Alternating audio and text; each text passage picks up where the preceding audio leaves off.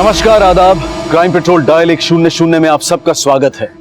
प्यार और नफरत, ये दो शब्द सुनकर आपके जहन में सबसे पहले क्या आता है?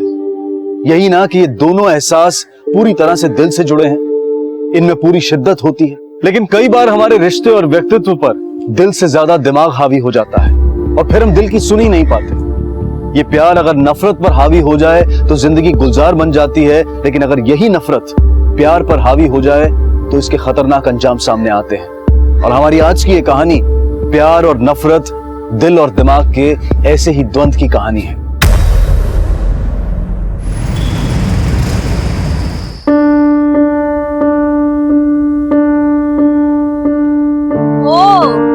तो फुर्सत मिल गई मैडम। अरे ऐसा थोड़ी हो सकता कि अमन का बर्थडे मैं मिस कर दी। चलो बहुत अच्छा लगा, आ गई। Aman, happy birthday Aman, happy birthday.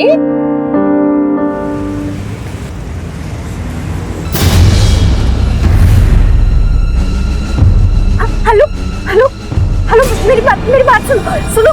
देखो मैं तुमसे आखिरी बार। चुप, एकदम चुप। मेरी बात सुनो।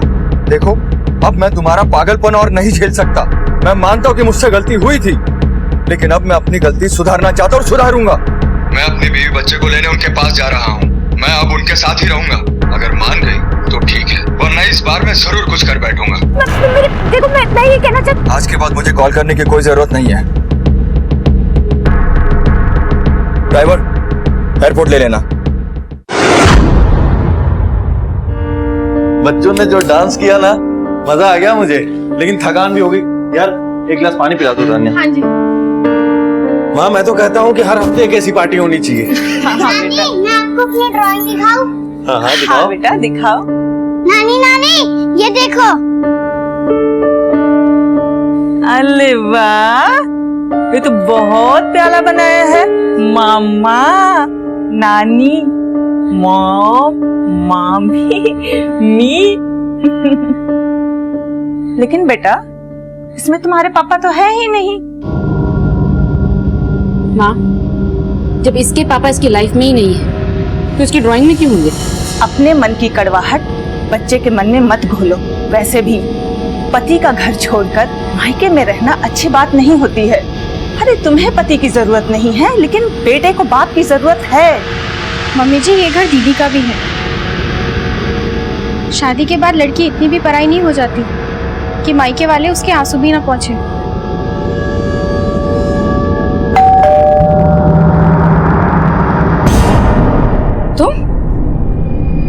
तुम यहाँ क्या करने आए? काव्या, काव्या, मैं तुम्हें वापस ले जाने आया हूँ। अब मैं तुम्हारे और वेदांत के बिना नहीं रह सकता।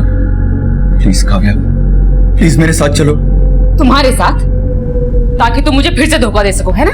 काव्या, काव्या, कितनी बार समझा चुका हूँ तुम्हें। जैसा तुम समझ रही हो वैसा नहीं है। मेरा किसी के साथ कोई अफेयर नहीं है। मुझे तुम्हारी कोई बात नहीं सुननी मानव, ठीक है? अरे इतनी जतन से तुझे मना रहा है, तुझे समझ में नहीं आ रही है? माँ, आप मेरे मामलों में ना ही बोले तो अच्छा होगा। और ये मेरे और मानव के बीच की बात है। और मानव, तुम चलो। हरी काव्या, काव्या, मेरी बात तो सुनो। तुम्हारी कोई बात समझने की कोशिश तो करो। जाओ यहाँ से काव्या, काव्या, मैं समझा रहा हूँ कुछ। मानो भाई साहब, अरे भाई, यहाँ से मैं आप चाहिए, मैं कह रहा हूँ चाहिए। तो समझो मैं।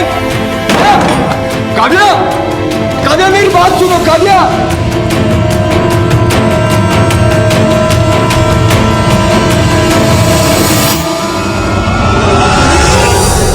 उमर, तुम कहाँ थी?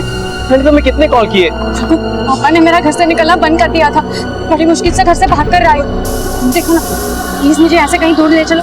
हमें ऐसे भागना होगा रघु, मैं तुम्हारे बिना नहीं रह सकती, प्लीज। भाई, घर से ऐसे भागना ठीक नहीं होगा। मैं तुम्हारे पापा से बात करूंगा। कम से कम अपने माँ बाप की इज्जत के बारे में तो सोचो। तुम्हें मेरी परवाह नहीं है क्या? मैंने कहा ना एक बार चलो तो चलो रघु। अच्छा ठीक है, अरे अब चलो।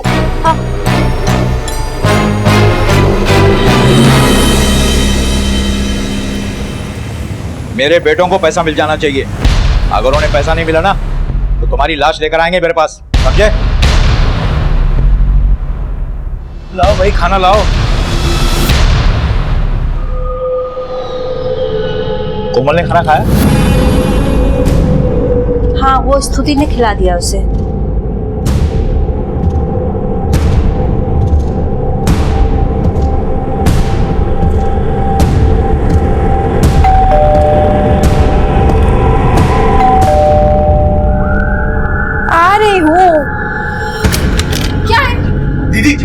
नीचे। काव्या दीदी, जल्दी चलिए दीदी। काव्या दी, क्या हुआ काव्या दी को? हाँ? मेरे को उठो जल्दी। क्या हुआ? तुम आओ ना, बाहर तो चलो। क्या हुआ क्या? जल्दी चलो।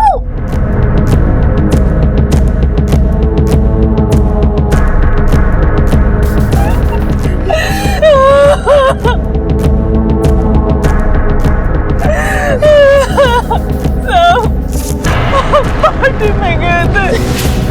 कल रात हमारी पड़ोसन तबस्सुम के बेटे की बर्थडे पार्टी थी। अब ये बताइए कि पार्टी में कुछ अजीब हुआ था, कुछ अलग? नहीं सर, हमेशा की तरह आई और सबसे थोड़ी बहुत हाय हेलो करके बस अपने फोन पर लग गई। उसके बाद क्या हुआ? आप लोगों में कोई बहस हुई, कोई फोन आया या कुछ और? सर एक छोटी सी बहस हुई थी काव्या दी और उनके पति मानव के बीच में। मानव हमारे जीजा जी ऐसे उसके दिल में बैठ गया था कि उसका पति मानव उसे धोखा दे रहा है और ये बर्दाश्त नहीं कर पा रही थी।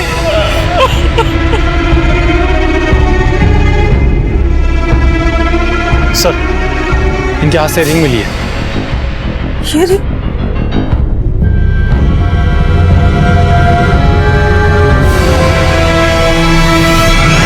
काव्या एक जिंदा दिल लड़की थी। हाँ, वो अपनी शादी से खुश नहीं थी, लेकिन वो अपने पति माधव के धोखे से इतनी भी नहीं टूटी थी कि आत्महत्या कर ले। तो फिर उसकी मौत की वजह क्या थी? और वहीं दूसरी तरफ आगरा में एक लड़की कोमल अपने घर से फरार हो गई थी। क्या इन दोनों के बीच में कोई संबंध था? अगर काव्या ने आत्महत्या की थी तो उसके हाथों में वो अंगूठी किसकी थी? सर ये सच है, ये अंगूठी मेरी है, पर मुझे नहीं पता सर काव्या दी के हाथ में ये अंगूठी कहाँ से आ गई। अगर कुछ नहीं किया तो तेरी ये अंगूठी काव्या के हाथ में कैसे आई? मुझे सच में कुछ नहीं पता सर। कल रात मानव और मेरे बीच में छोटी सी झड़प हुई थी बस। ये अंगूठी थोड़ी ढीली है सर, उस दौरान गिर गई होगी। काव्या दी ने हमारी पूरी फैमिली को सपोर्ट किया सर। पापा के जाने के बाद उन्होंने ही सब कुछ संभाला। भला मैं उनकी जान क्यों लूंगा?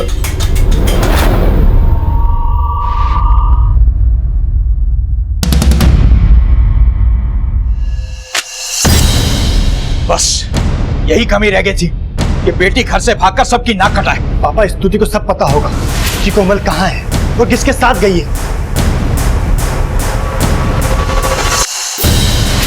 स्तुति तो सुबह सुबह कॉलेज चली गई और स्तुति का फोन भी नहीं लग रहा है और कोमल का फोन बंद आ रहा है। जय, तू स्तुति के कॉलेज आवर्स को लेकर आ। कान खोल के सुन लो, ये बात पुलिस तक नहीं जानी चाहिए। सर, मुझे तो ऐसा लगता है कि जब घर के सब लोग सो चुके थे तब टेरेस में काव्या और मयंक के बीच में किसी बात को लेकर बहस हुई होगी और मयंक ने काव्या को धक्का देने की कोशिश की होगी और हाथापाई में मयंक की अंगूठी काव्या के हाथ में आ गई। इस फुटेज को लैब में भेज के क्लीन करवाओ और काव्या के कॉल रिकॉर्ड भी निकलवाओ। घर में कोई फोर्स्ड एंट्री नहीं थी। अगर मयंक की माने कि उसने काव्या का खून नहीं किया है तो भी काव्या ने सुसाइड तो की है, उसकी क्या वजह होगी? कहीं ऐसा तो नहीं कि मानव ने वहां से जाने के बाद काव्या को फोन किया जिससे काव्या को गुस्सा आया? इस मानव को बुलवाओ। Yes sir. हाँ सर, काव्या मुझसे डिवोर्स लेना चाहती थी। पता नहीं क्यों, लेकिन उसे हमेशा ऐसा लगता था कि मैं उसे धोखा दे रहा हूँ। रोज तुम्हारे पास कोई ना कोई बहाना रहता है ना मानव? हाँ बताओ, आज इसके लिए क्या बहाना बनाओगे? बोलो। काव्या कितनी बार बताओ, मॉडल गिर रही थी, उसे बचाने के चक्कर में लग गई होगी ये लिपस्टिक। हमेशा झूठ बोलते हो, मुझे पागल बनाते हो, है ना? मैं एक एडवर्टाइजिंग एजेंसी में काम करता हूँ। वहाँ पर खुले मिजाज की लड़कियां होती है। मॉडल से मिलना, बात करना, हंसना, ये सब हमारा काम है। लेकिन काव्या को कभी ये बात समझ नहीं आई। तो आपको लगता है कि काव्या की सुसाइड की यही वजह है? ये तो मैं नहीं कह सकता सर, लेकिन काव्या बहुत स्ट्रांग लड़की थी, पर मूडी भी थी सर। किसके साथ अफेयर चल रहा है आपका? अफेयर? सब मेरा किसी के साथ कोई अफेयर नहीं है। यही तो मैं कब से कहने की कोशिश कर रहा हूँ सर। आपटे, तो ये क्या है? काव्या के मोबाइल में तुम्हारा भेजा हुआ ये मैसेज मिला है। इसमें आपने काव्या को मैसेज किया है जिसमें साफ साफ लिखा है, हाँ मैं किसी और से प्यार करता हूँ, खुश? हाँ सर, मैंने ये मैसेज किया था, लेकिन सर वो काव्या मुझ पर हमेशा बेवजह शक करती थी, इसीलिए मैंने गुस्से में आकर ये मैसेज किया था सर। ठीक है, तुम जा सकते हो।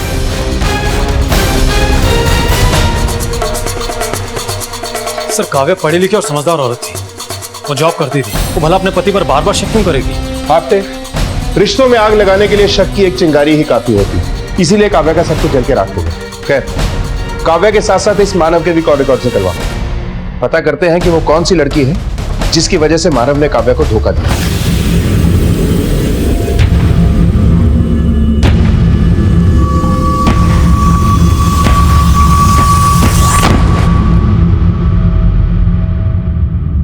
चलो।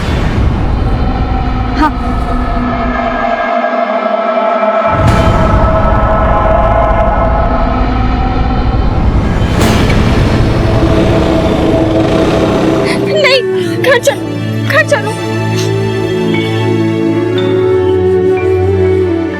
सर, काव्या के फोन पर उस रात को मानव का कोई फोन नहीं है और ना ही किसी और का। तबस्सुम की माने तो उसके पहले काव्या बिल्कुल नॉर्मल थी। हाँ सर, मानव से झगड़ने के बाद भी काव्या ज्यादा दुखी नहीं थी। हाँ, थोड़ा गुस्से में जरूर थी। और कोई खास नंबर? नहीं सर, मानव के कॉल रिकॉर्ड्स में ऐसा कोई स्पेशल नंबर नहीं है जिससे उसके अफेयर की बात को सच्चा माना जाए। और सर, काव्या के कॉल लिस्ट में ऑफिस से रिलेटेड ही कॉल्स हैं। सर, काव्या अपने ऑफिस के HR मैनेजर थी। पोस्टमार्टम की इनिशियल रिपोर्ट आ गई है और रिपोर्ट के मुताबिक काव्या के शरीर पर चोट का कोई भी निशान नहीं है और ना ही उसके शरीर में नशीले पदार्थ की मात्रा मिली है और ना ही कोई स्ट्रगल का निशान है। तो पोस्टमार्टम करने वालों का भी फिलहाल यही मानना है कि काव्या ने सुसाइड किया है। क्योंकि काव्या के हाथ में मयंक की अंगूठी महज एक इत्तेफाक नहीं हो सकती।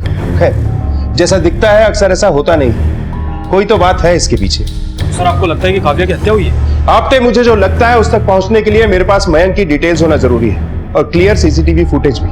और पता करो, मयंक के पास कोई मोटिव था काव्या को मारने का? Yes sir.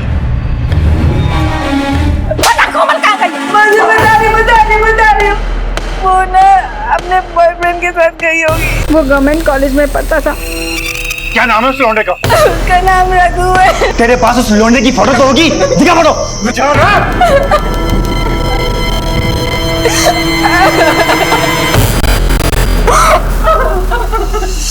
इसके कॉलेज से इसकी जन्म कुंडली निकलवाओ और अपने दोस्तों के जरिए कोमल के फोन की लोकेशन निकलवाओ। पुलिस को इस बात की भनक नहीं लगनी चाहिए। इस मामले को हम खुद ही सर डालेंगे। मुझे ये लड़का जिंदा या मुर्दा चाहिए। कोमल के फोन की लोकेशन निकलवाओ। पुलिस को इस बात की भनक नहीं लगनी चाहिए।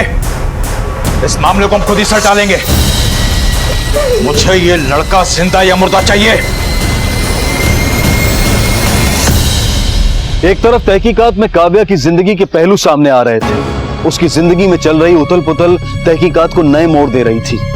कभी हत्या तो कभी आत्महत्या की तरफ घुमा रही थी। और वहीं दूसरी तरफ आगरा में कोमल के पिता और दोनों भाई उसकी तलाश में जमीन आसमान एक कर रहे थे। और वहीं पुलिस किसी ठोस नतीजे पर पहुंचने के लिए दिन रात जुटी हुई थी। सर, आपका शक सही था।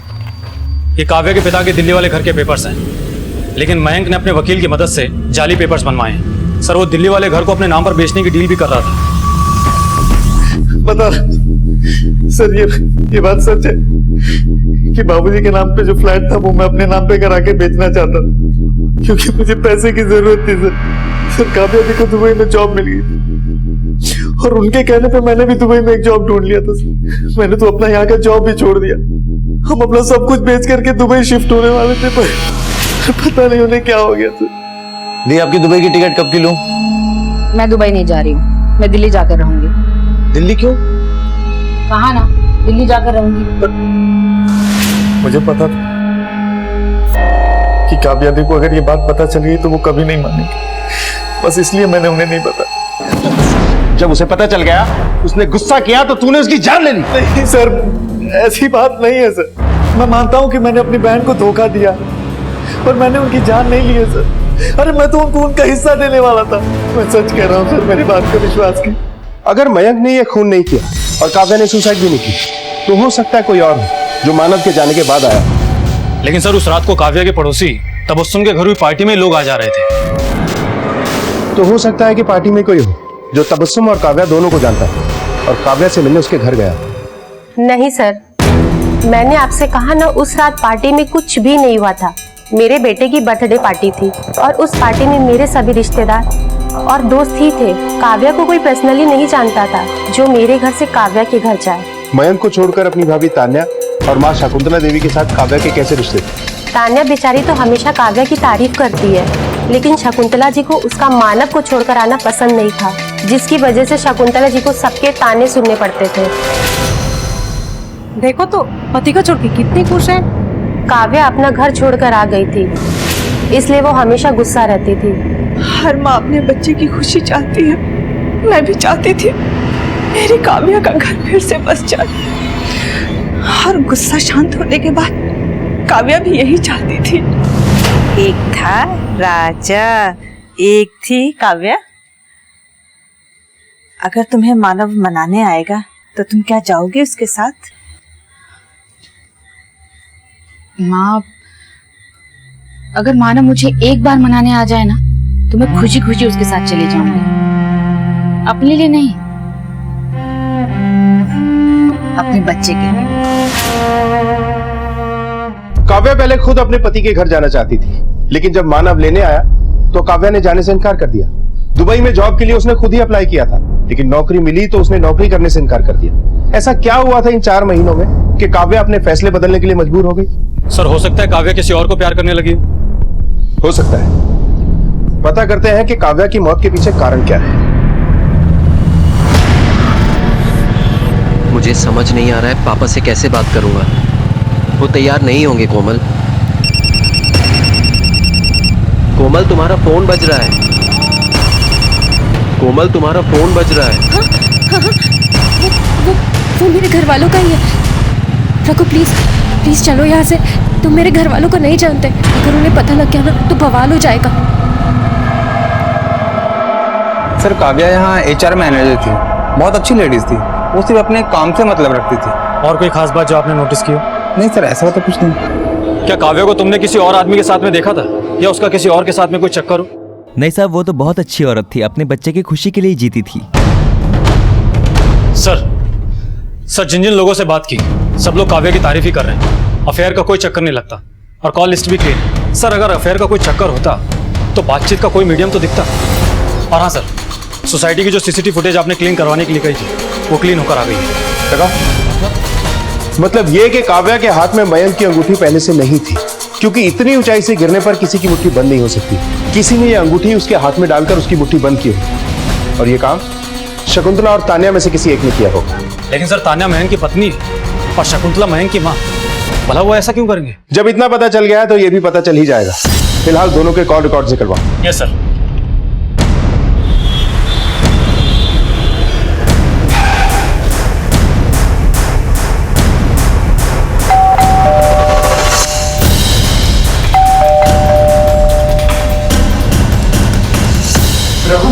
जी क्या बदतमीजी है? क्या कर रहे हो आप लोग? अरे तेरा बेटा राघवेंद्र श्रीवास्तव, मैं गवर्नमेंट कॉलेज से तेरा पता निकाला है। जल्दी बता दे साला कहाँ है? लेकिन हुआ क्या है? अब बताओगे आप मुझे? क्या हुआ? क्यों मेरे बाबूजी को परेशान कर रहे हो आप लोग? ऐसे नहीं बताएगा। ये तेरा बेटा है ना? हाँ। अरे बोल, रघु कहाँ है? कहाँ है रघु? अरे हमें नहीं पता रघु कहाँ है। भाई कोमल दिल्ली में है। चल चल चल।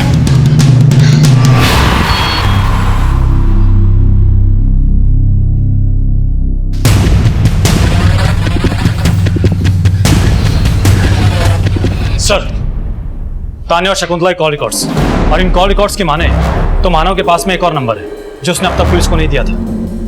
इसके लास्ट नंबर पे कुछ निकला तो नहीं था? नहीं सर, लेकिन इस दूसरे नंबर पर बहुत कुछ है। Good job. इनकी पूरी कुंडली निकालो। बहुत जल्द इस केस की सबसे बड़ी गुत्थी सुलझने वाली है। Yes sir. मुझे कहीं नहीं जाना है, मुझे यही रहना है। मुझे अरे शांत हो जाओ बेटा। अरे बेटा रुको, देखो पापा घुमाने ले जा रहे हैं बेटा। मुझे आपके साथ नहीं बेटा जाना है, रोते मुझे नहीं यहीं है। रहना है। देखो जिद मत मम्मा करो, चाहिए पापा मुझे। घुमाने ले जा रहे हैं नहीं, ना। मुझे मम्मी के साथ जाना है। देखो जिद नहीं करते। अच्छा आ जाओ। हाँ, पापा है ना?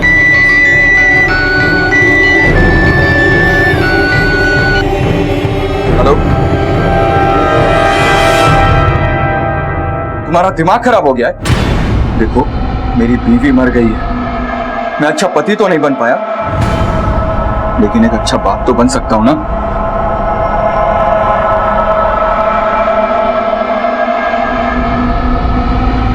सारा सामान रख लिया ना ठीक से? हाँ हाँ। क्या हुआ? रघु रघु, मुझे बहुत डर लग रहा है। कुछ नहीं होगा, मैं हूं ना। किससे बात कर रही थी? हाँ, अब स्तुति से, घर वालों के बारे में पूछ रही थी।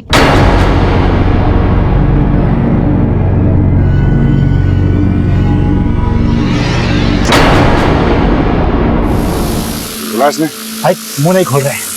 कहाँ ढूंढेंगे हम दिल्ली में? ढूंढ लेंगे यही कहीं पे होगी। अबे पूछना है घर से। हेलो, हाँ बोल।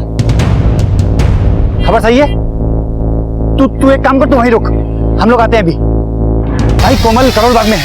चल चल। मिस्टर मानव, ये है आपके दूसरे नंबर के कॉल डिटेल्स और ये आपकी दूसरी स्पेशल फ्रेंड के कॉल रिकॉर्ड्स। हाँ तो तानिया जी, क्या कहना चाहेंगे आप अपने और मानव के ताल्लुकात के बारे में? सर ये आप क्या कह रहे हैं? हाँ, मैं मानव से बात करती थी, लेकिन सर क्या दो लोगों के बीच सिर्फ एक ही रिश्ता हो सकता है? लेकिन जो रिश्ते होटल के कमरे में जाके खत्म होते हैं उन्हें बस एक ही नाम दिया जा सकता है। ये है उन होटल्स के डिटेल्स जहां आप दोनों मिला करते थे। हमारे लिए बहुत मुश्किल नहीं था। आप दोनों के मोबाइल लोकेशंस जहां मैच हुई, हमने आप लोगों की फोटो दिखाकर वहां पूछताछ की और मानना पड़ेगा आप लोग बहुत मशहूर हैं होटल्स में। इसके आगे आप खुद बताएंगे तो बेहतर होगा। सर मैं और मयंक कभी एक दूसरे को समझ ही नहीं पाए, इसलिए हम दोनों कभी नजदीक भी नहीं हुए। भले ही हम एक छत के नीचे जरूर रहते थे, लेकिन कभी एक दूसरे के करीब नहीं आए। इसलिए शादी के 3 साल बाद भी हमारे कोई बच्चा नहीं हुआ। सर मानव और काव्या दी अक्सर हमारे घर आया करते थे, और जब घर पर कोई नहीं होता था तो और उसके बाद हम दोनों होटल में छुप छुप कर मिलने लगे। और एक रात नशे की हालत में। काव्या, मुझे तुमसे कुछ कहना है। कई दिनों से सोच रहा था कि तुमको बताऊं, पर काव्या, मेरी जिंदगी में कोई और है। सर मानव ने मेरा नाम तो नहीं लिया, लेकिन काव्या दी घर छोड़कर आ गई थी और वो मानव से तलाक भी लेना चाहती थी। जब काव्या खुद ही घर छोड़कर चली गई थी तो उसे मनाने का झूठा नाटक क्यों कर रहा था? तेरा रास्ता तो वैसे भी साफ हो गया था। सर मैं मानता हूं कि मुझसे गलती हुई थी, लेकिन मैं काव्या से बहुत प्यार करता हूं सर, और काव्या से भी ज्यादा अपने बेटे वेदांत से। मैं अपनी फैमिली को नहीं खोना चाहता था सर, लेकिन ये तानिया मेरे पीछे ही पड़ गई थी। मैं तुम्हारे पीछे पड़ गई थी? एक मिनट, जब मानव नहीं माना तो तुमने काव्या को रास्ते से हटा दिया। सर मैं मानती हूँ, मैं मानव को चाहती थी, लेकिन सर मेरा यकीन कीजिए, मैंने काव्या दी को नहीं मारा। लेकिन तुमने मयंक को रास्ते से हटाने की कोशिश तो की ना, उसकी अंगूठी काव्या के हाथ में रखकर। लेकिन सर मेरा यकीन कीजिए, मैंने काव्या दी को नहीं मारा। अच्छी खासी गृहस्थियां बर्बाद कर दी तुम लोगों ने, अपने स्वार्थ के लिए अपने जीवन को भी बर्बाद कर लिया। तानिया ने ना सिर्फ काव्या का घर बर्बाद किया, बल्कि वो अपनी गृहस्थी भी जला चुकी थी। अब जानना सिर्फ ये था कि क्या उसने काव्या का कत्ल भी किया था, या फिर कोई और था जिसने काव्या की मानसिक परेशानियों का फायदा उठाया था।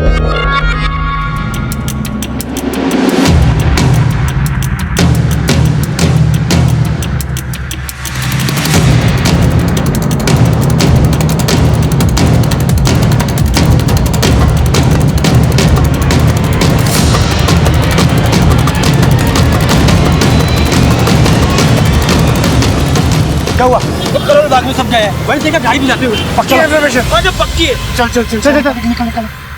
हमारे पास काव्या के मर्डर के 3 सस्पेक्ट हैं, मानव, मयंक और तान्या। लेकिन किसी के खिलाफ भी हमारे पास ठोस सबूत नहीं, और मुझे कहीं ना कहीं लग रहा है बात कुछ और भी हो सकती है। ऐसा करो कि काव्या की डिटेल्स एक बार फिर से चेक करो, उसके कॉल रिकॉर्ड, उसके बैंक डिटेल, उसके ऑफिस में पूछताछ, हर छोटी सी छोटी बात की बारीकी से जांच करो। मुझे लगता है जो कुछ भी हुआ है पिछले 4 महीनों में ही हुआ है। Yes sir.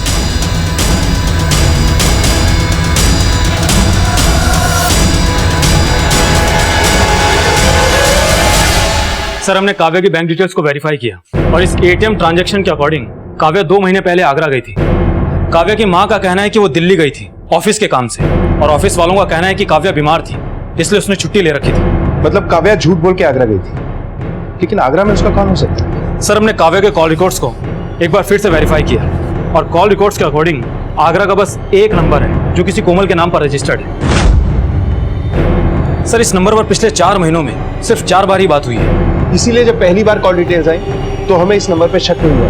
हाँ सर, जब मुझे इस नंबर पर डाउट हुआ तो मैंने इसके कॉल डिटेल्स निकलवाई। और सर सबसे चौंकाने वाली बात तो ये है कि जब काव्या के मर्डर के बाद ये नंबर बंद हो गया।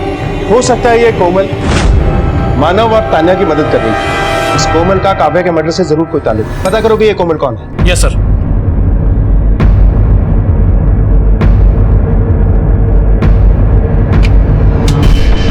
क्यों बे, ये दोनों यहाँ रुके हैं? कोमल, मैंने भागने की कोशिश की तो मेरी फोटो डाल देगा। अगर हम लोग नहीं आते तो मुझे मार डालता। कोमल तू चिंता मत कर, तू घर चल, हम उस रघु को जान से मार देंगे। तू चल।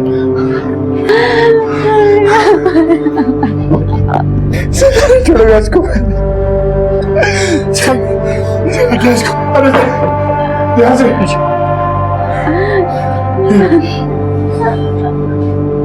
बोलिए क्या बात है? कोमल को बुलाइए, हमें उससे बहुत जरूरी बात करनी है। वो अपनी मौसी के घर गई है, उससे क्या बात करनी है आप मुझे बता दीजिए। हमें जो बात करनी है हम उसे ही बताएंगे। फोन करो उसे, बोलो जल्दी घर आए। माँ, कोमल आ गई। ये सब यहाँ? कोमल, तुम मुंबई में किसी काव्या को जानती हो?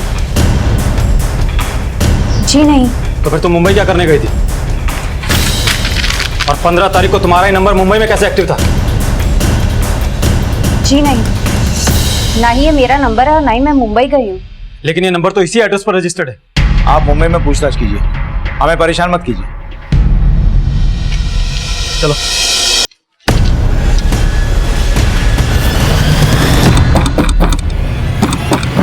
कोई है, कोई है, कोई है क्या? क्या ये सब?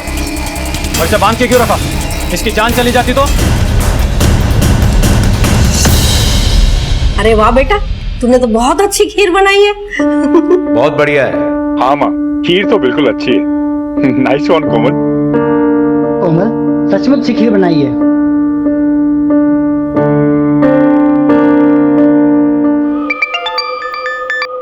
हाँ आपने बोल। सर जिस कोमल की हमें तलाश थी वो किसी रघु नाम के लड़के के साथ में भाग गई थी, लेकिन कोमल के भाई उसे पकड़ कर लेकर आ गए। सर एक और बात, रघु के बारे में चौंका देने वाली बात सामने आई है।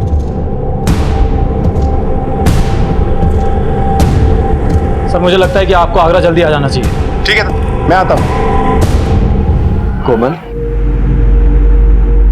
कोमल तुम रो क्यों रही हो? मैं तुम्हें कुछ नहीं होने दूंगा।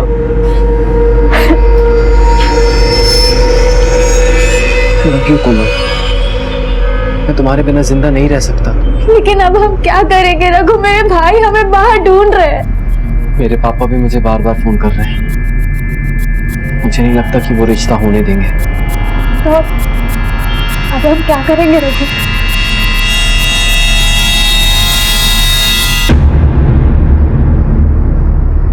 हम सबको मार डालेंगे। क्या? ये तुम क्या कह रहे हो रघु? सही कह रहा हूँ, वरना कब तक हम इस तरह कुत्तों की तरह भागते रहेंगे?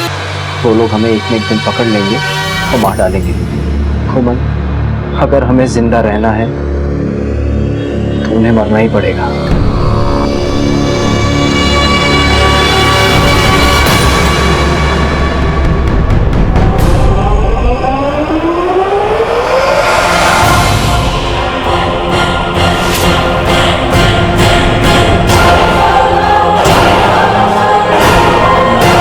अजीब लोग हैं आप।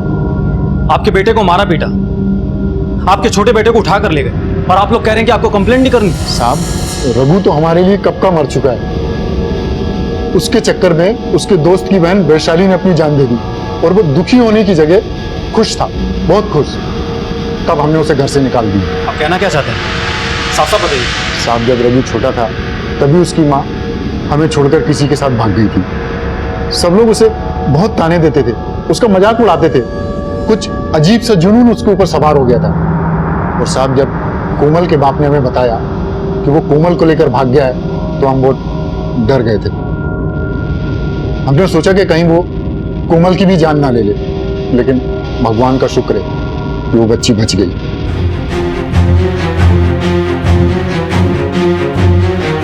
पुलिस को अब तक मिली जानकारी से इतना तो साफ हो गया था कि यह जुर्म का खेल कोई खिलाड़ी ही खेल रहा था। उस तक पहुंचने के लिए पुलिस ने बड़ी बारीकी से छानबीन शुरू की। सर हमने सारी लड़कियों की डिटेल्स निकाल ली है। जिस वैशाली की बात हो रही है उसके फोन पर किसी रुचि का नंबर है और रुचि ने 6 महीने पहले ही सुसाइड किया है। लेकिन सर सबसे चौंकाने वाली बात तो ये है कि रुचि के फोन पर काव्या का नंबर है और काव्या ने भी सुसाइड किया और काव्या के फोन पर कोमल का नंबर है। इस आदमी ने पहले वैशाली के नाम पे सिम खरीदा जिससे रुचि से बात किया करता था, फिर रुचि के नाम से सिम खरीद के ये कोमल से बात कर रहा था। इस दौरान वैशाली और रुचि दोनों मर जाती है और कोमल का नंबर हमें काव्या की डिटेल्स में मिला। इसका मतलब ये हो सकता है कि अगला नंबर कोमल का है। ये हम क्या कर रहे हैं कोमल? हम इतने नहीं गिर सकते। मैंने अपने पापा को मार डाला। जी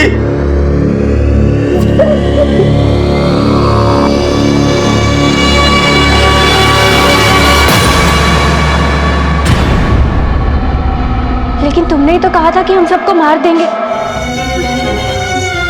क्या करवाने जा रहा था मैं तुमसे? मुझे ना तो जीने का हक है ना तुमसे प्यार करने का। ये क्या करने जा रही थी? अपने परिवार वालों को मार रही थी। बाकी तो हमें सब समझ में आ गया। ये बता कि इतनी रात को काव्या के घर में कैसे घुसा तू?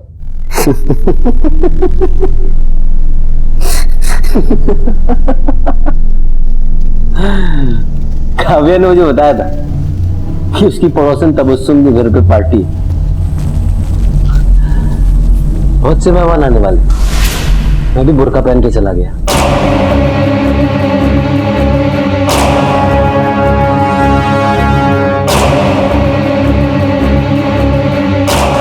और सीढ़ियों के नीचे छुपकर सही वक्त का इंतजार करने लगा।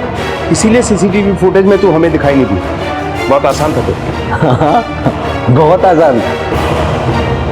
एक्चुअली ना काव्या को ना उसके घर में मारना चाहता था।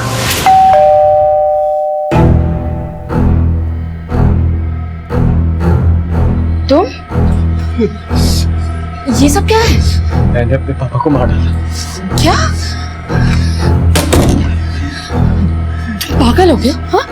ये क्या कह रहे हो तुम? वो इस रिश्ते के लिए कभी तैयार नहीं होते। दुनिया की कोई भी चीज मुझे तुमसे दूर नहीं कर सकती। मैं तुमसे बहुत प्यार करता हूँ काव्या, बहुत प्यार करता हूँ। तुम पागल हो गए हो क्या? मैं अपनी फैमिली से क्या कहूँगी? तुम्हारी फैमिली? एक ही बात तुम्हें कितनी बार समझाऊं काव्या? तुम्हारी फैमिली सिर्फ तुम्हारे पैसों से प्यार करती है। तुम्हारी माँ बात बात पे तुम्हें ताने देती है और अपने भाई की करतूत तो तुम देख ही चुकी हो। उसके वकील ने तो तुम्हें सब कुछ बता ही दिया है। जो भी हो, मुझे कोई फर्क नहीं पड़ता। वो मेरी फैमिली है।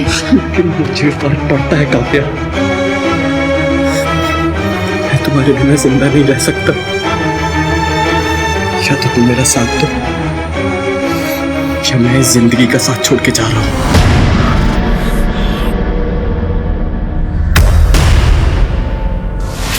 जो औरत अपना परिवार नहीं संभाल सकती, अपने बेटे को शिक्षा नहीं दे सकती, ऐसी औरतों को भी सजा मिलनी चाहिए ना। मेरा काम है इंसाफ देना। इंसाफ तो तुझे हम देंगे। तेरा सारा गेम हमें समझ में आ चुका है। बस ये बता, तू लड़कियों को कॉल कैसे करता था? नंबर तो तेरा कभी लिस्ट में आया नहीं। टेक्नोलॉजी सर, आजकल मोबाइल और कंप्यूटर पर ऐसे बहुत से ऑनलाइन गेम हैं जिनमें चैटिंग का ऑप्शन होता है। पहले मैं ऐसी लड़कियों को ढूंढता हूं जिन्होंने कुछ गलत किया हो। वैशाली मेरे दोस्त की बहन थी, मेरी भी बहन जैसी हुई, लेकिन साली फिर भी मुझसे पट गई। ऐसी लड़की होती है क्या? और वो काव्या अपने पति को छोड़कर मुझसे पट गई। पूरे 6 साल, हाँ पूरे 6 साल छोटा था मैं उससे। हालांकि उसके पति ने गलती की थी, माफ कर देती, साथ में रहती, लेकिन नहीं, बेशर्मी भरी हुई थी ना अंदर। और वो कोमल, वो तो शादीशुदा के साथ चक्कर चला रही थी। ऐसी लड़कियों को ना मर ही जाना चाहिए सर। मैं ना बस लोगों के दिमाग से खेल रहा था। दिमाग से खेल रहा था मैं। अब तेरे दिमाग का इलाज इस जेल के दवाखाने में होगा। तान्या को काव्या के सुसाइड को मर्डर साबित करने के लिए और पुलिस को गुमराह करने के लिए गिरफ्तार किया गया और महेंद्र और उसके बेटों को रमन और उसके बेटे अरब के साथ मारपीट और अरब के अपहरण के आरोप में गिरफ्तार किया गया। आज पूरी दुनिया टेक्नोलॉजी के जरिए एक दूसरे से जुड़ी है। दोस्त बनाने में कोई बुराई नहीं, लेकिन यह सुनिश्चित करना जरूरी है कि हम किसके साथ अपनी बातें शेयर कर रहे हैं, क्योंकि प्यार को नफरत में बदलते देर नहीं लगती और जब सबसे करीबी इंसान नफरत पर उतारू होता है तो ज्यादा घातक साबित होता है। देखते हैं हमारे आज के एपिसोड की दूसरी कहानी।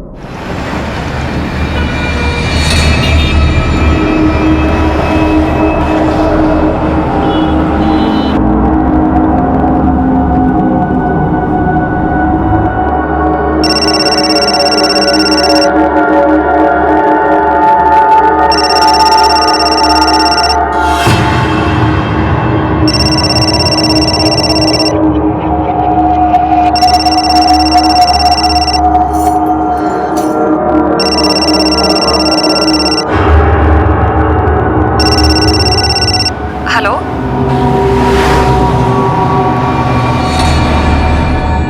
लेकिन ठीक है, मैं आती हूँ।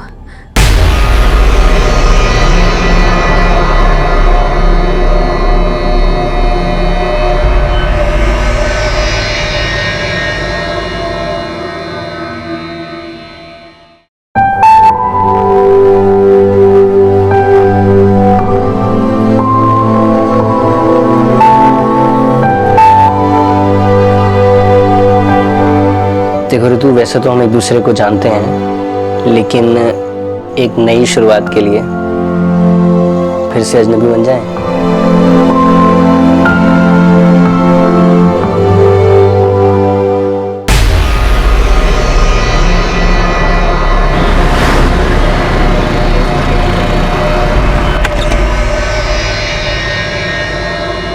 रितु, इतनी जल्दी में कहाँ जा रही हो बेटा? सब ठीक तो है ना बेटा? जी मम्मी जी, सब ठीक है। वो मैं मार्केट जा रही थी। अकेले जा रही हो? भूमिका को आने दो ना, उसे अपने साथ ले जाना। नहीं मम्मी जी, वो अदिति की मम्मी का कॉल आया था, उनके साथ जा रही हूँ। वो वेट कर रही होंगी मेरा। अदिति की मम्मी? अच्छा अच्छा, हाँ ठीक है, जाओ।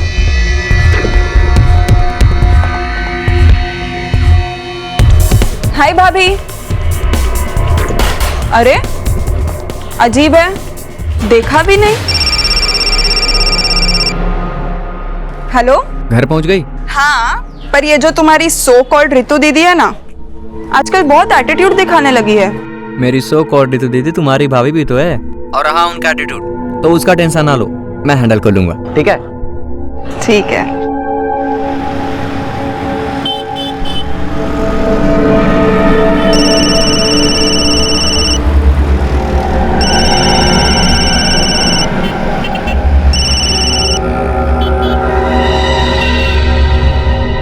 हेलो।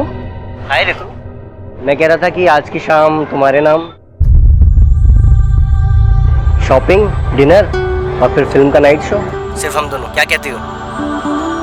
हेलो रितु, तुम कुछ बोल क्यों नहीं रही हो? सब ठीक है ना?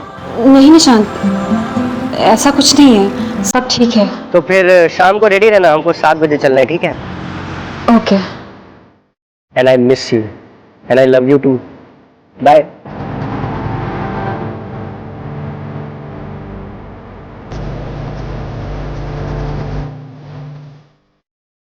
कितनी अच्छी है ये ना?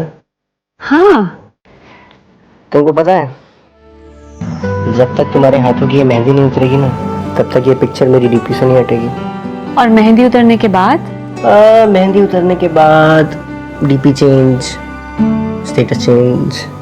मान लो कल को अगर हम एक दूसरे को कुछ और नजर आए तो भी हम एक दूसरे को सिर्फ और सिर्फ प्यार की नजर से ही देखेंगे।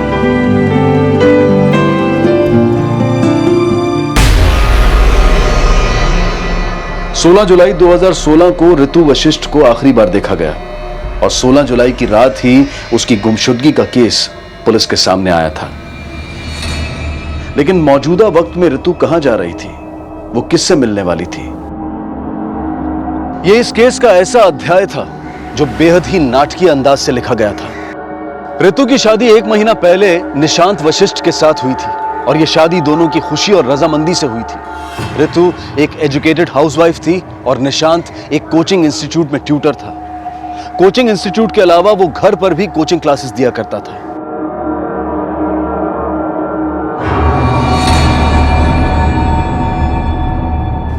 ऋतु,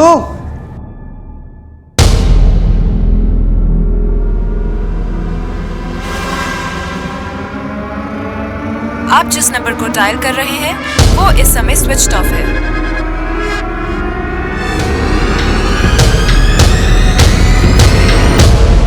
ऋतु का लापता होना एक ऐसा अजीब इत्तेफाक था जिसका संबंध एक अजीब शख्सियत से जुड़ा था।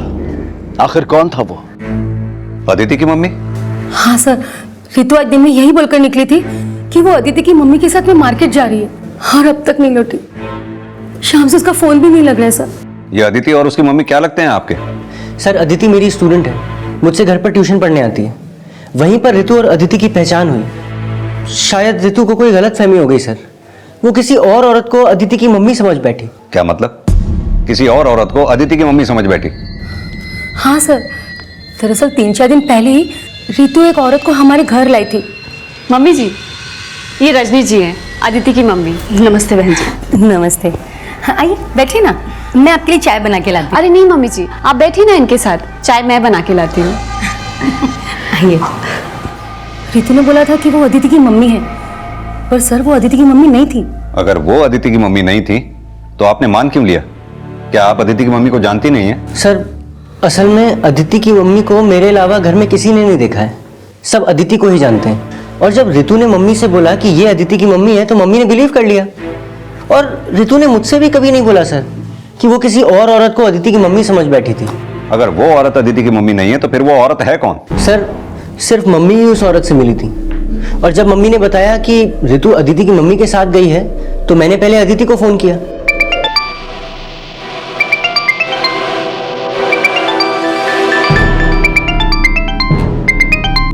सॉरी सर, वो थोड़ा फीवर था इसलिए नहीं आ पाई। नहीं, इट्स फाइन अदिति, वो ऋतु है वहाँ। कौन ऋतु सर? अरे ऋतु मेरी वाइफ, वो तुम्हारी मम्मी के साथ मार्केट गई थी ना। ऋतु मैम और मेरी मॉम के साथ वही मार्केट? अरे ऋतु ने मेरी मम्मी को बोला कि तुम्हारी मम्मी ने फोन करके उनको मार्केट बुलाया। नहीं सर, ऐसा तो मॉम ने कुछ नहीं बताया अब तक। एक बार जरा अपनी मम्मी से मेरी बात कराना। और मैंने अदिति की मम्मी से बात की तो वो बोली कि वो मेरी वाइफ को जानती ही नहीं है। हमें लगा कि शायद वो हमसे झूठ बोल रही हैं, इसलिए हम लोग उनके घर गए।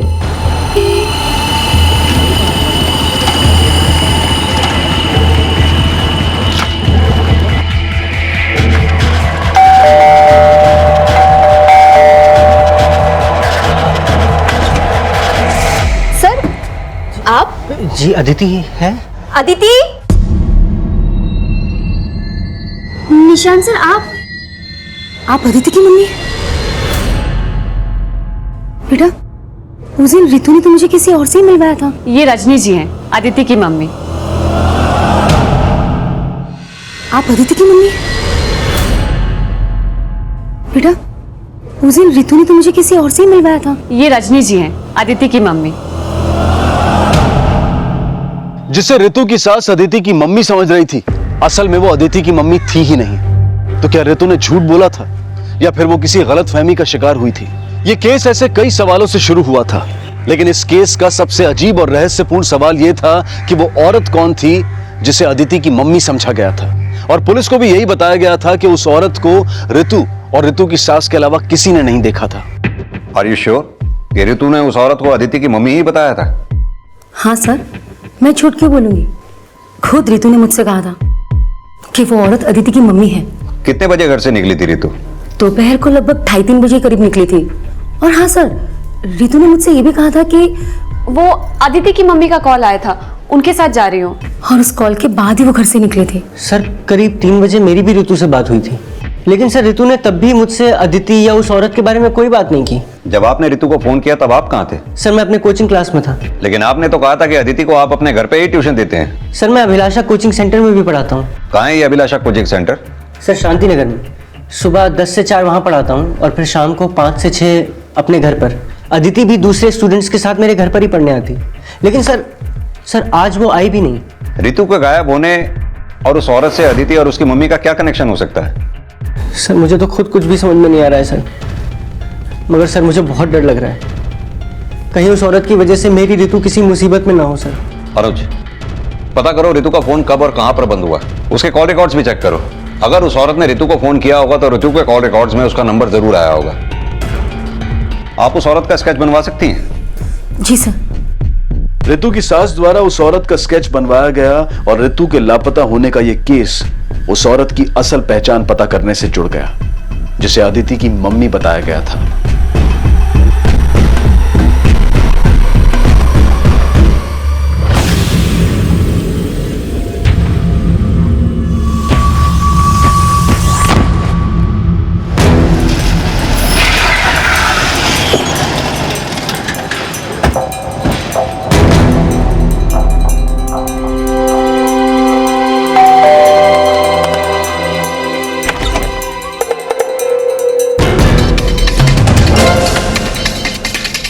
हम नहीं जानते ये कौन है।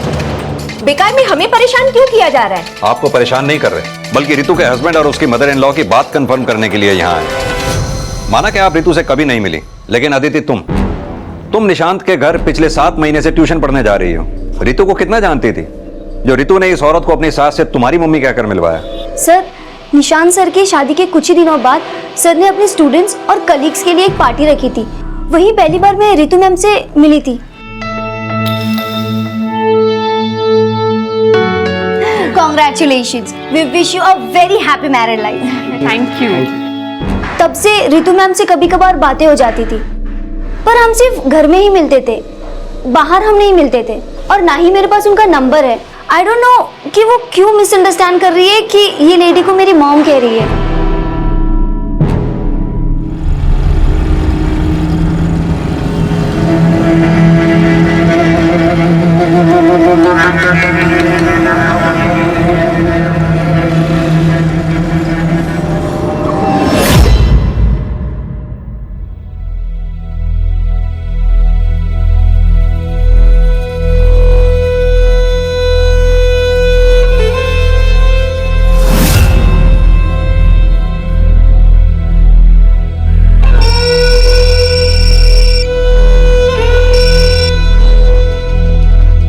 हेलो हेलो भैया, भाभी का कुछ पता चला?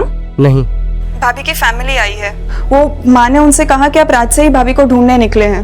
बट भैया एक बार प्लीज आके उनसे मिल लो, वो भी भाभी के लिए बहुत परेशान है। हाँ ठीक है, आता हूँ।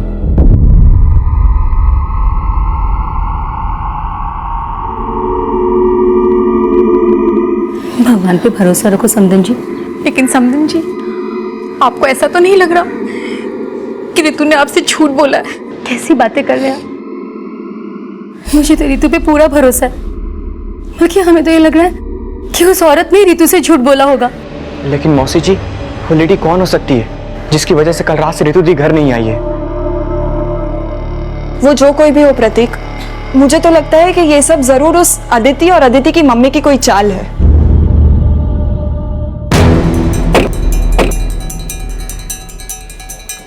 सर, रितु के कॉल रिकॉर्ड्स, इसके मुताबिक उसका फोन कल शाम को 4 बजे झांसी टीकमगढ़ हाईवे के पास स्विच ऑफ हुआ। इसके कॉल रिकॉर्ड्स में अदिति या उससे माँ से रिलेटेड कोई भी नंबर नहीं है। उस औरत के नंबर का कोई क्लू मिला जिसे रितु ने अपनी सास से अदिति की माँ कह के मिलवाया था? ये रजनी जी हैं, अदिति की मम्मी। सर रितु के फोन से एक नंबर पे पिछले 7 दिन से अक्सर बातचीत हो रही है। सर कल दोपहर 2:30 बजे भी उस नंबर से रितु को फोन आया था। करीब 3:30 बजे रितु की मोबाइल की लोकेशन झांसी हाईवे की थी, जहां से रितु ने उस नंबर पे फोन किया। सर हो सकता है कि ये नंबर उस औरत से रिलेटेड हो। पता चला नंबर किसके नाम पे रजिस्टर्ड है? सर मोबाइल कंपनी को रिक्वेस्ट भेज दिया है, जल्दी पता चल जाएगा। हाईवे के आसपास भी लोगों से पता करो, शायद किसी ने रितु और उस औरत को साथ में देखा हो। और निशांत के घर के अड़ोस पड़ोस में भी लोगों से पूछताछ करो, हो सकता है कोई लीड मिले। सर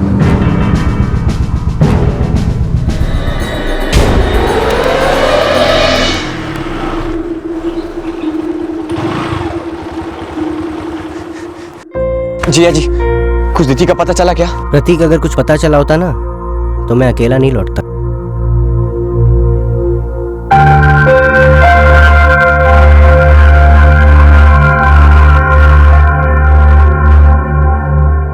क्या चक्कर है ये सब?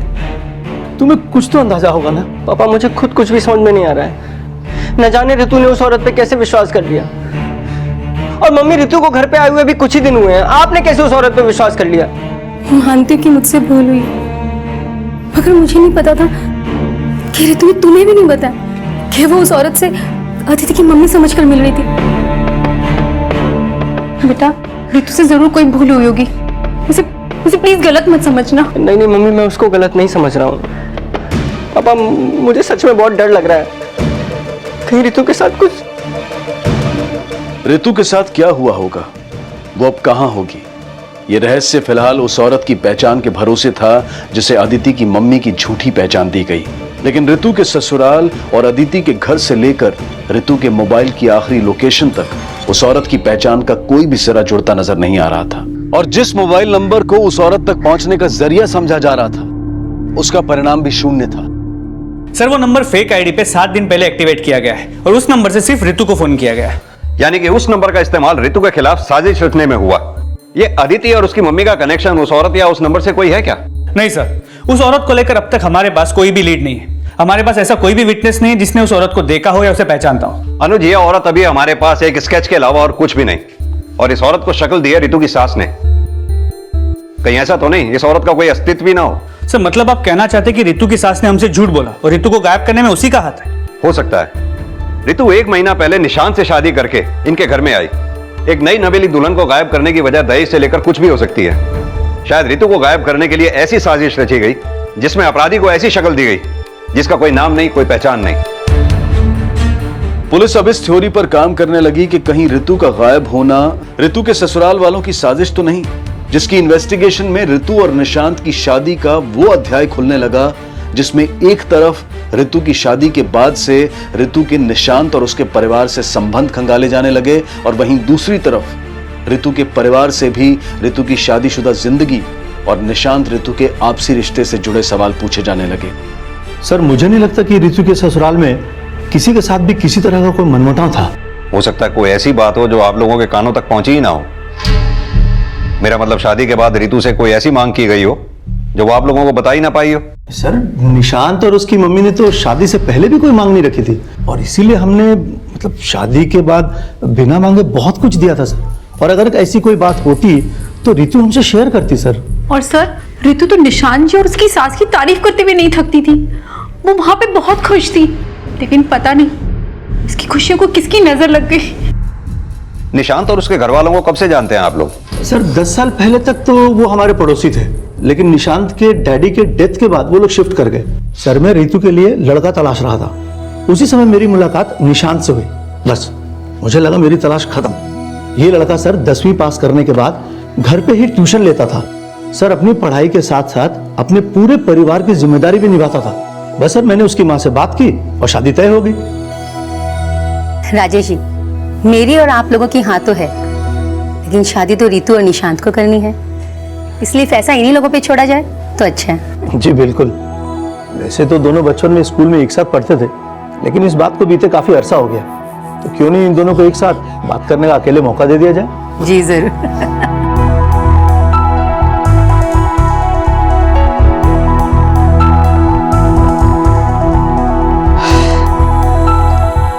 तुम बहुत बदल गई हो। बदल तो तुम भी बहुत गए हो। मगर तुम तो साल में 6 बार बदलती हो। स्प्रिंग, समर, विंटर, ऑटम और मॉनसून।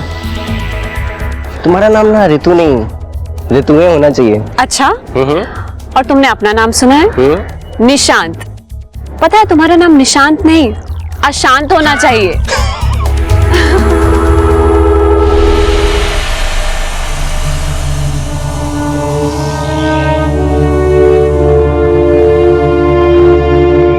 अफसाने भी बदलते हैं बदलते वक्त के साथ।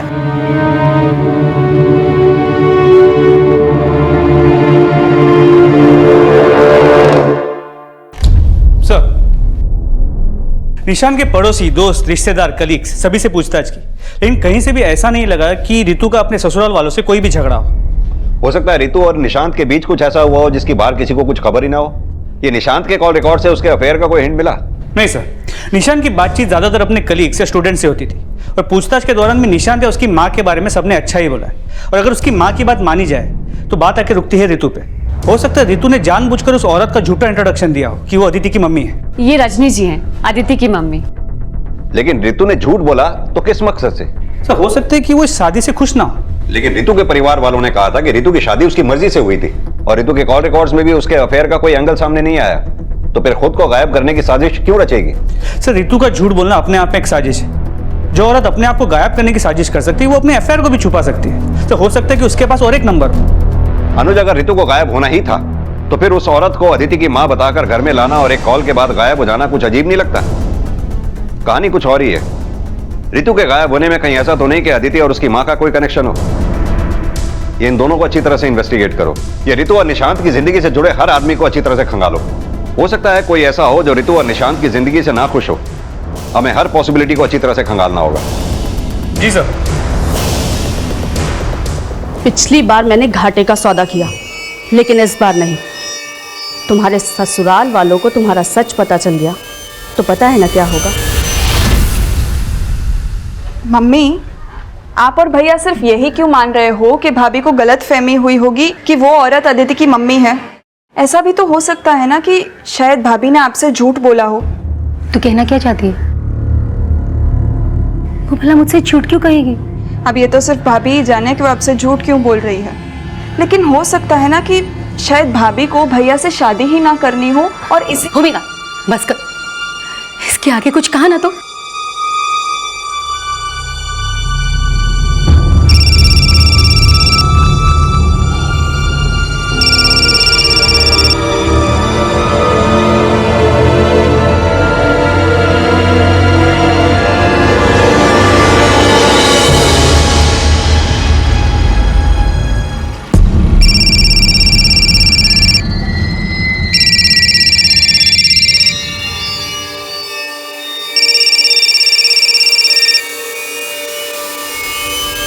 हेलो।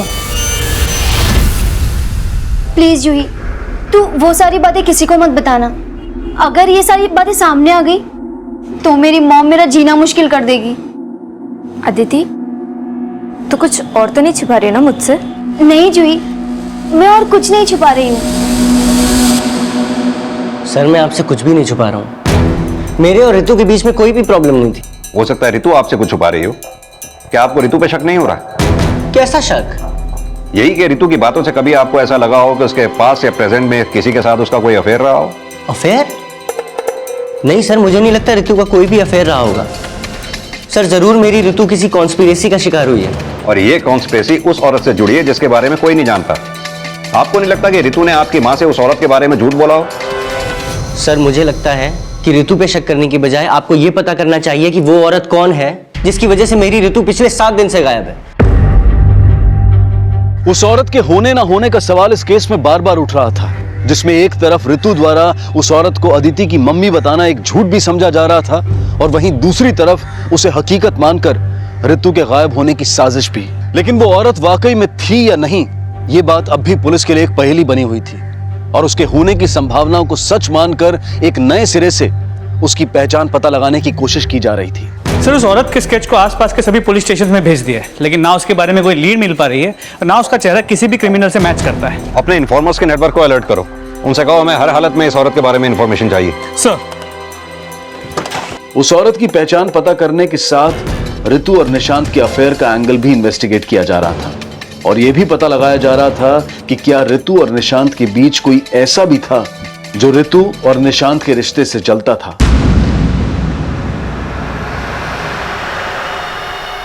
लेकिन जल्द ही कुछ नए समीकरण सामने आए जिनका कनेक्शन अदिति की मम्मी के साथ नहीं बल्कि अदिति से जुड़ा था। सर मैंने आदित्य और रितु मैम को कहीं बाहर मिलते हुए तो नहीं देखा, लेकिन क्या? नहीं सर, कुछ नहीं। देखो अगर अदिति से रिलेटेड बात है और तुम छुपा रही हो तो अभी बता दो, वरना। नहीं सर, ऐसी बात नहीं है, पर रितु मैम के मिसिंग होने के बाद आदित्य ने मुझसे प्रॉमिस लिया था कि मैं ये बात किसी को ना बताऊं। क्या बात है वो? Actually sir, Aditi Nishant sir को लाइक करती है। क्या? Yes sir. और वो अक्सर कहा करती है कि उसका लाइफ पार्टनर निशांत सर जैसा होना चाहिए, बस और कुछ नहीं। सर, एक 17-18 साल की लड़की के दिल में अपने ट्यूटर के लिए फीलिंग्स होना कोई नई बात नहीं, लेकिन सर क्या इतनी छोटी लड़की इतना बड़ा कांड कर सकती है? एक औरत को अपनी नकली माँ बना के पहले उसने रितु को मिलवाया और फिर रितु को गायब कर दिया। हो सकता है अनुज, या फिर यह भी हो सकता है कि अदिति को यह आइडिया देने वाला कोई और ही हो सकता है वो निशांत ही हो। इस निशांत को थाने बुलाओ और तुम जाकर जरा अदिति से पूछताछ करो। सर,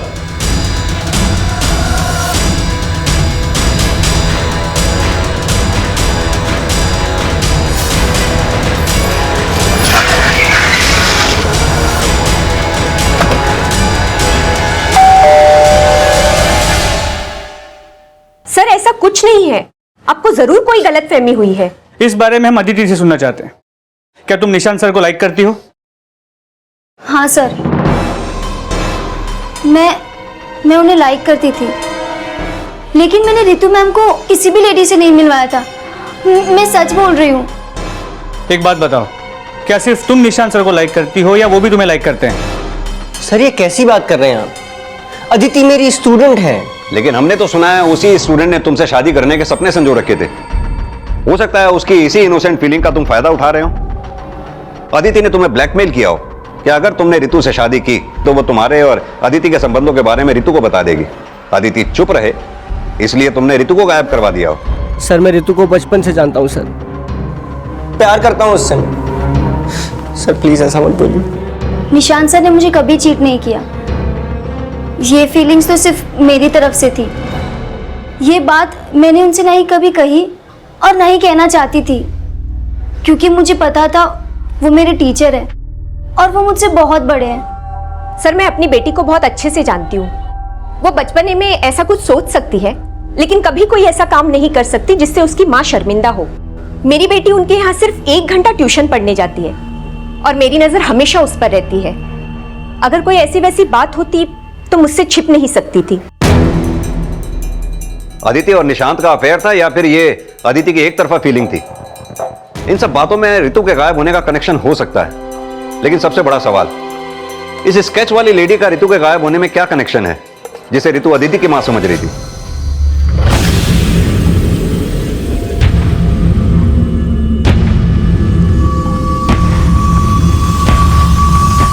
सर मैंने निशान के बहन की एक्टिविटी चेक किया तो पता चला वो अक्सर रितु के भाई प्रतीक से मिलती रहती है।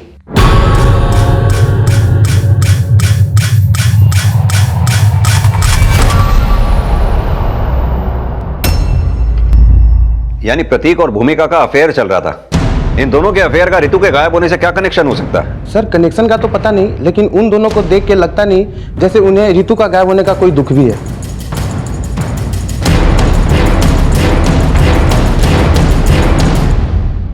जी सर, मुझे और रितु को पता था कि भूमिका और प्रतीक का अफेयर चल रहा है।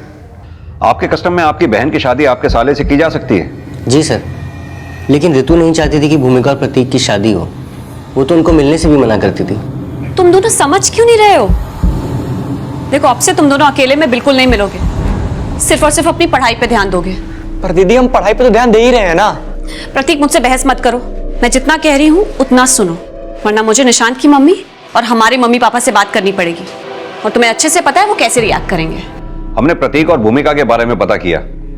हमें नहीं लगता कि प्रतीक और भूमिका ने रितु की बातों को सीरियसली लिया हो। सर भूमिका ने तो मुझे प्रॉमिस किया था कि वो प्रतीक से कभी नहीं मिलेगी, लेकिन प्रतीक सर अपने तरीके से ही सोचता है। कहीं ये तरीका रितु के गायब होने से तो नहीं जुड़ा? नहीं नहीं सर, रितु उसकी बहन है। इन सब बातों का उसके गायब होने से कोई लेना देना नहीं हो सकता। रितु को गायब करने वाला इनमें से कोई भी हो सकता है। अब सवाल यह है कि रितु को गायब करने में इस औरत का हाथ है या इस केस से फिर इस औरत का कोई लेना देना ही नहीं। रितु पिछले 11 दिनों से गायब है। मुझे तो उसके गायब होने में अब सिर्फ 2 ही पॉसिबिलिटीज नजर आती हैं, या तो रितु खुद कहीं भाग गई या फिर किसी अपराध का शिकार हो गई। एक काम करो, रितु के गायब होने से पहले के प्रतीक और भूमिका की एक्टिविटीज चेक करो, उनके कॉल रिकॉर्ड स्टडी करो। हो सकता है इस औरत को रितु से मिलवाने में भूमिका और प्रतीक का ही हाथ हो। सर उस औरत का पता लगाने के साथ साथ रितु के गायब होने को उसकी हत्या से जोड़कर पुलिस, और साथ ही यह भी पता लगाया जा रहा था कि कहीं रितु का गायब होना ह्यूमन ट्रैफिकिंग से तो नहीं जुड़ा है। लेकिन फिलहाल रितु के बारे में पुलिस के पास कोई सुराग नहीं था। लेकिन जल्द ही मिली एक सूचना से इस केस में एक नया मोड़ आ गया। सर, वो फेक आईडी का नंबर जिससे रितु को फोन किया गया था अभी झांसी टिकमगढ़ हाईवे के पास स्विच ऑन हुआ है और इस नंबर से फिर से एक कॉल किया गया, इस बार रितु के भाई प्रतीक को, जिसके बाद ये नंबर फिर से स्विच ऑफ हो गया। जिस जगह पे ये फोन ऑन हुआ है फौरन एक टीम वहां भेजो और रितु के भाई प्रतीक का फोन सर्वेलेंस पे डलवाओ। सर।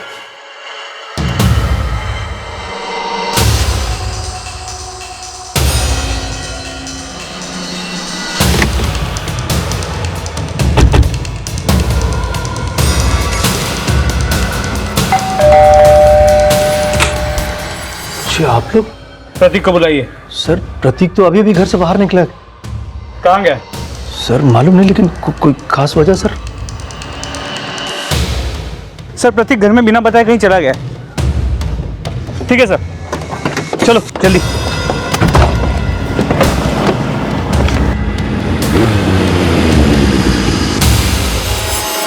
ठीक है सर, प्रतीक का फोन हाईवे के उसी स्पॉट की तरफ मूव हो रहा है जहां से उसे फोन आया था।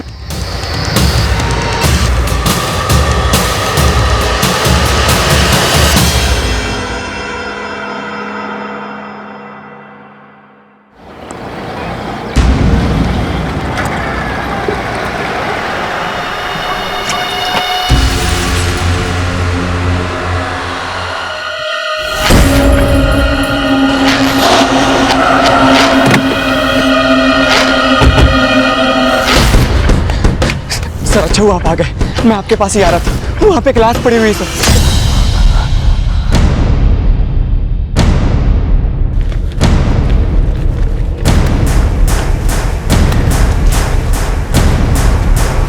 सर ये तो वही औरत लग रही है जिसका स्केच निशान की मां ने बनवाया था। अब ये साफ हो चुका था कि उस औरत का अस्तित्व था जिसका स्केच रितु की सास ने यह कहकर बनवाया था कि रितु ने उसे अदिति की मम्मी समझा था। लेकिन उस औरत की हत्या का क्या राज था और रितु अब तक कहां थी? इन सारे रहस्यों को जानने के लिए अब रितु का भाई रिमांड पर था। सर मैंने कुछ नहीं किया, मेरा विश्वास करो सर, मैं तो घर पे था तभी एक लड़की का कॉल आया। हेलो प्रतीक, तुम्हारी बहन तुमसे मिलना चाहती है। कौन बोल रहा है? तुम्हारी सिस्टर की फ्रेंड। और मैं उसकी बातों में आ गया और मैं वहां से भागा, तभी सर आप लोग आ गए। कहानी अच्छी है लेकिन हम विश्वास नहीं करेंगे। सीधी तरह से ये बता के रितु कहां पर है? सर मुझे नहीं पता। कहीं ऐसा तो नहीं उस औरत की तरह तूने रितु को भी मार दिया? नहीं सर, मैंने किसी को नहीं मारा सर, रितु हमारी बहन है, भला मैं उसे क्यों मारूंगा? क्योंकि रितु तुझे भूमिका से मिलने से मना करती थी, इसलिए तूने उस औरत की मदद से रितु को वहां बुलाया और बुलाकर मार दिया। उस औरत की वजह से तू ना फंस जाए, बाद में तूने उस औरत को भी मार दिया। नहीं सर, मैंने किसी को नहीं मारा सर। अनुज, इसकी तब तक पिटाई करते रहो जब तक ये सच ना बोले। सर मेरे बेटे ने ऐसा क्या कर दिया सर जो आपने उसे अरेस्ट कर लिया? आपके बेटे को हमने उस औरत की लाश के साथ अरेस्ट किया है जो रितु के साथ अदिति की मां बनकर आई थी, और हमें शक है कि रितु को प्रतीक नहीं मारा है। नहीं साहब, ऐसा नहीं हो सकता साहब, उसे जरूर कोई फंसा रहा है। प्लीज साहब उसे छोड़ दीजिए प्लीज। हम उसे ऐसे नहीं छोड़ सकते, आप लोग अभी जा सकते हैं। लेकिन मैंने कहा ना आप लोग अभी जा सकते हैं। भूमिका तुमसे कुछ पूछताछ करनी है। रश्मि, भूमिका को अंदर लेके आओ। हाँ सर, मैं मानती हूँ कि भाभी के मना करने के बाद भी मैं और प्रतीक एक दूसरे से मिलते थे, लेकिन ना ही प्रतीक ने कुछ किया और ना ही मैंने। तुमने क्या किया है क्या नहीं किया ये तो हम पता कर ही लेंगे, अभी तो तुम्हें जाने दे रहे हैं, लेकिन हमसे पूछे बगैर ये शहर छोड़कर जाना मत कहीं। पापा, मैंने और रितु ने प्रतीक और भूमिका दोनों को समझाया था, लेकिन प्रतीक और भूमिका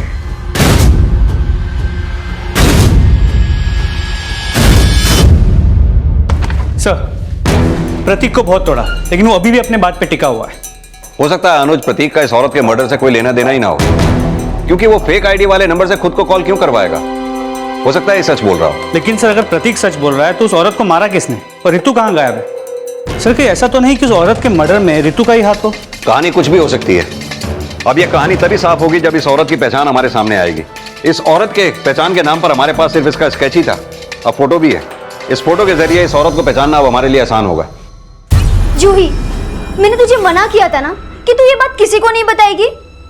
तूने मेरा ट्रस्ट तोड़ा। अदिति, पुलिस ने मुझे बहुत फोर्स किया तो मैं डर गई। वैसे भी जब तूने कुछ नहीं किया तो तू क्यों डर रही है? मैं डर नहीं रही हूँ, पता है इसकी वजह से मेरी मॉम ने मुझसे बात तक करना बंद कर दिया है। इट्स ओके अदिति, सब ठीक हो जाएगा।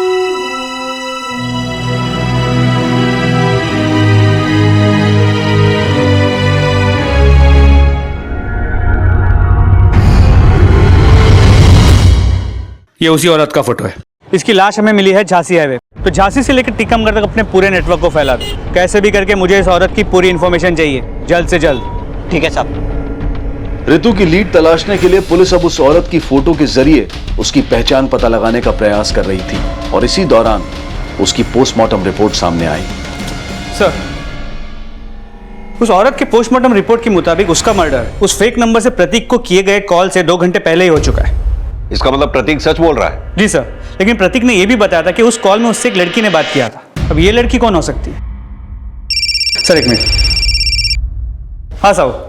साहब, वो फोटो वाली औरत का पता चल गया है। शीतल नाम है उसका। ललितपुर में प्रगति क्लासेस में रिसेप्शनिस्ट का काम करती थी। रहती कहाँ थी वो?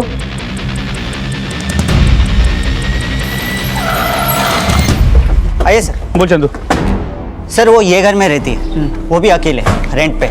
6 महीने पहले उसने प्रगति क्लासेस ज्वाइन की है, तब से वो यहाँ ही रहती है साहब। दोस्तों रिश्तेदारों के बारे में कुछ पता चला? साहब मैंने बहुत पूछा लेकिन कुछ खास नहीं पता चला। बस इतना मालूम पड़ा है क्या वो झांसी की रहने वाली है और उसके आगे पीछे भी कोई नहीं है। उसके बारे में पता किया तो पता चला क्या वो 1 नंबर की अय्याश औरत थी। बहुत सारे मर्दों के साथ उसका अफेयर है। जहाँ शीतल काम करती थी वहाँ किसी ने रितु को आते हुए या उससे बात करते हुए देखा है? साहब मैंने बहुत पूछताछ की लेकिन ऐसा कुछ सामने ही नहीं आया। घर कौन सा उसको?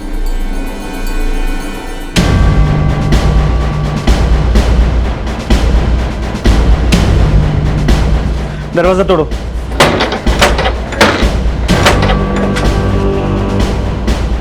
पूरे घर को अच्छी तरह से चेक करो, जल्दी। जी साहब।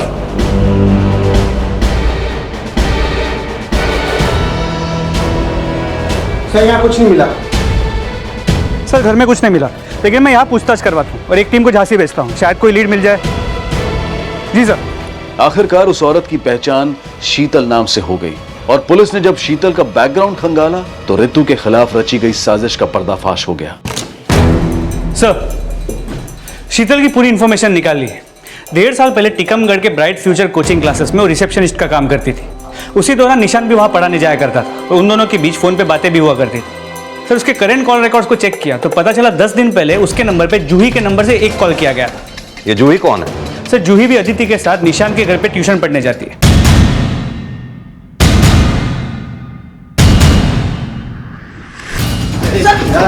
मैंने कुछ नहीं किया सर, मैंने कुछ नहीं किया। आप लोगों को कोई गलतफहमी हुई है। तूने क्या किया है क्या नहीं किया जूही हमें सब बता चुकी है। सब मैंने अकेले कुछ नहीं किया, निशान सर के साथ मिलकर किया। अब तू खुद बोलेगा या हम उगलवाएं? सर मैं जूही से प्यार करता था, लेकिन जूही बहुत रिच फैमिली से बिलोंग करती है सर, और उसका हाथ मांगने की मेरी हैसियत नहीं थी। मैंने सोचा कुछ भी करके मुझे अपना खुद का कोचिंग इंस्टीट्यूट खोलना पड़ेगा, तब शायद उसके पेरेंट्स मुझसे शादी कराने के लिए राजी होंगे। और तब रितु के फादर मुझे मिले।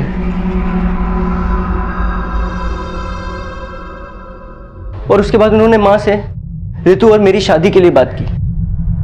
रितु उनकी इकलौती बेटी थी। मुझे लगा कि वो दहेज देने में कोई कमी नहीं रखेंगे,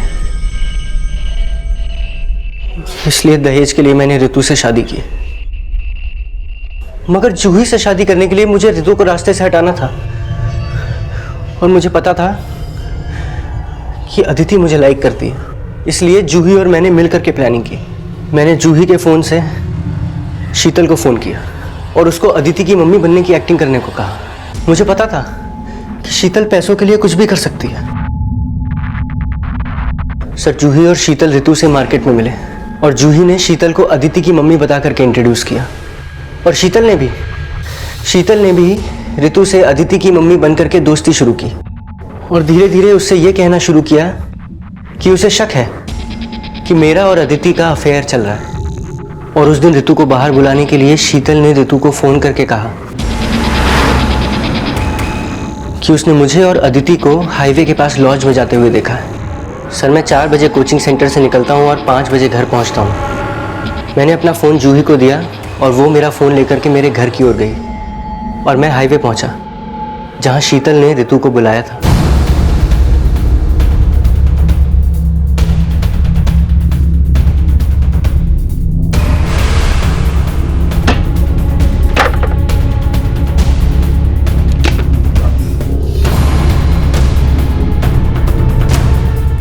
अदिति की मम्मी का इंतजार कर रही हो? निशांत? सॉरी रितु, तुमने एक ऐसी कश्ती में पैर रखा था जिसे एक ना एक दिन डूबना ही था। लेकिन शीतल को यह नहीं पता था कि मैंने रितु का मर्डर कर दिया और मैंने भी ये नहीं सोचा था कि रितु शीतल को लेके मेरे घर आ जाएगी और माँ उसका स्केच बनवा देगी। जब शीतल को पता चला कि आप लोग उसे ढूंढ रहे हैं तो वो बोलने लगी कि वो आपको सब कुछ सच बता देगी। और जिस फोन से शीतल रितु को फोन करती थी उससे जूही ने प्रतीक को फोन किया। प्रतीक, तुम्हारी बहन तुमसे मिलना चाहती है। और तुझे लगा कि प्रतीक फंस जाएगा? जरा से दहेज की लालच में तूने एक मासूम लड़की की जिंदगी तबाह कर दी। अपने किए पे अब तू जिंदगी भर भी पछताएगा ना, तुझे मुक्ति नहीं मिलेगी।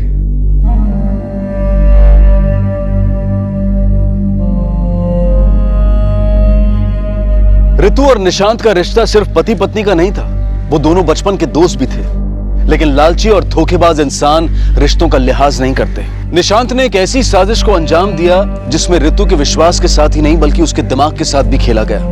लेकिन अगर रितु एक बार भी इन बातों का जिक्र अपने माता पिता से करती तो शायद वो इस बुरे अंजाम से बच सकती थी। किसी भी अनजान व्यक्ति को जाने समझे बिना उसकी हर बात पर यकीन कर लेना और अपनों के साथ अपनी तकलीफ को साझा ना करना हमारी एक ऐसी भूल हो सकती है जिसमें कभी कभी हमें पछताने का मौका भी नहीं मिलता। इसी विचार के साथ मैं अनूप सोनी अब आपसे विदा लेता हूं। फिर मुलाकात होगी अगले एपिसोड में एक और चौंका देने वाले केस के साथ। तब तक अपना और अपने परिवार का ख्याल रखें और देखते रहें क्राइम पेट्रोल डायल 100। सबक एक को सीख हम सबको। जय हिंद। इस तरह के और भी एपिसोड देखने के लिए हमारे चैनल को सब्सक्राइब करें और बेल आइकन दबाना ना भूलें।